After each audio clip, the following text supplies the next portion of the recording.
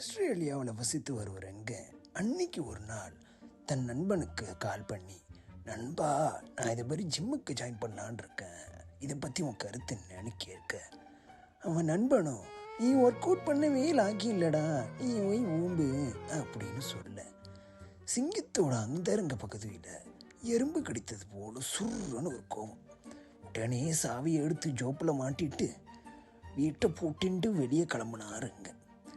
போகிற வழியில் மல்லிகை ஜாமான் லிஸ்ட்டையும் கூட சேர்த்து எடுத்துக்கிட்டான்.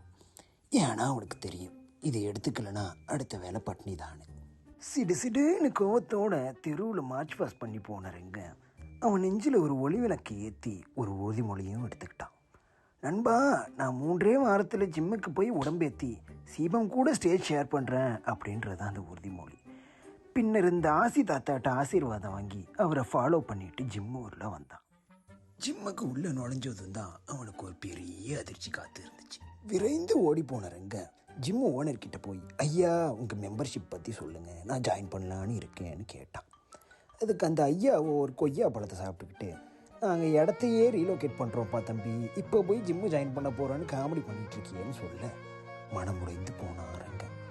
இந்த ஒரு தருணத்தை அவன் எப்படி விவரிக்கிறானா, தன் கனவெல்லாம் மண்ணள்ளி போட்டு அந்த மண்ணெல்லாம் கண்டெய்னரில் ஏற்றி கார்கோ ஷிப்மெண்ட் பண்ண மாதிரி ஒரு கவலை அவனுக்கு. சரி, வே ப்ரோட்டீனாச்சும் வந்து பார்ப்போமே அப்படின்னு ரேட்டை பார்த்தாருங்க. ட்ராமடைஸ் ஆகி கடைக்கு வெளியே இருக்கிற பெஞ்சில் வந்து காற்று வாங்க ஆரம்பிச்சிட்டான். உடனே திடீர்னு ஞாபகம் வந்துச்சு, ஐயோ, மல்லிகை ஜாமான் வாங்க மறந்துட்டோமேன்ட்டு உடனே கிளம்புனான். அப்படியே மல்லிகை ஜாமான் வாங்கிட்டு வர வழியில் அவன் கனவு மரகதமான மஸ்டாங்கையும் பார்த்தான். இன்னும் அந்த படம் என் கண்ணிலே நிற்குதுன்னு விவரிக்கிறான். இப்படி வாழ்க்கையில் பல இன்னல்களை சந்திக்கிறவங்க எப்படி முன்னேறி வரான் அப்படின்றத பற்றி தான் இந்த சீரீஸ். பிடிச்சிருந்தா அன்ஃபில்டர்ட் ஓசியை ஃபாலோ பண்ணுங்கள்.